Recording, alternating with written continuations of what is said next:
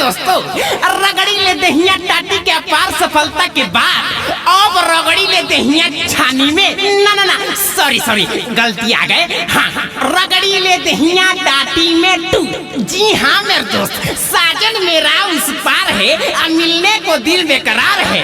और मेरे दोस्त लड़की छोड़ के भाग गई, अब घंटा डोलाने के लिए तैयार है। जी हाँ मेरे दोस्तों, अब आप भी दिल थाम के बैठिए और अमित पटेल के टूटे हुए दिल का दास्तान उनके हिस्सू मधुर आवाज में सुनिए। तो आइए खेला को चालू करते हैं। म्यूजिक। दिल लेके हरा जइया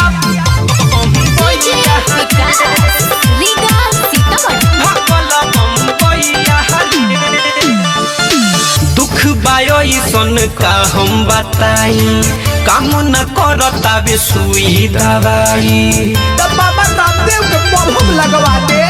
अरे दुख बायो सन का हम बताई, काम न करता बे सुई दवाई।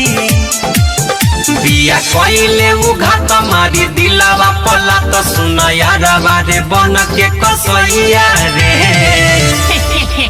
अरे ये प्यास पहिलकी के जैसन यो भाग गइल का हो?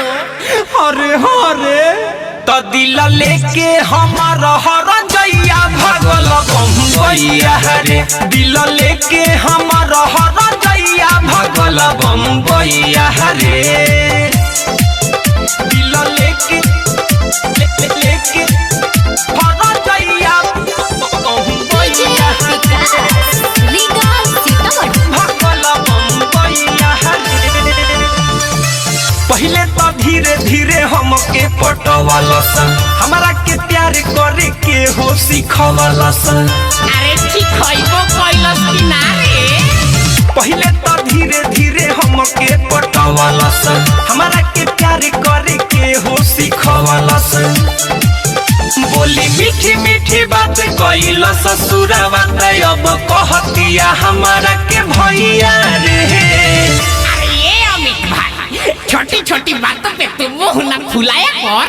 आ एगो भागल दूगो भागल तो अब तीसरो पटाया कर। मार साला ते नहीं, ये हमार का हाल हो गइल बा तोरा थोड़ा बुझाता रे। ह दिल लेके हमार हर जइया भागल बम्बैया रे।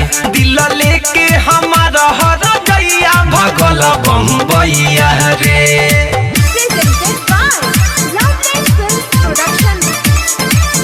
हर जइया बम्बैया भागल बम्बैया रे। सीना के ऊपर या भीतर दुखाता, आवता याद जब तबे भभाता। अरे तो जाली लोशन लगाओ, लहर कम होई। सीना के ऊपर या भीतर दुखाता, आवता याद जब तबे भभाता। छोड़ दिले बिया हाथ अब नई खेसा हाथ नहीं सुझता बे कवन उपैया रे।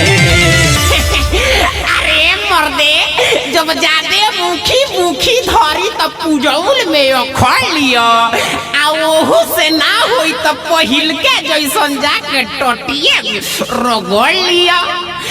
भाग साला ते नहीं, ओहू में रगड़त साला वो टूट गइल बा। ह दिल लेके हमार हर जइया भागल बम्बैया रे। दिल लेके हमार हर जइया भागल बम्बैया रे।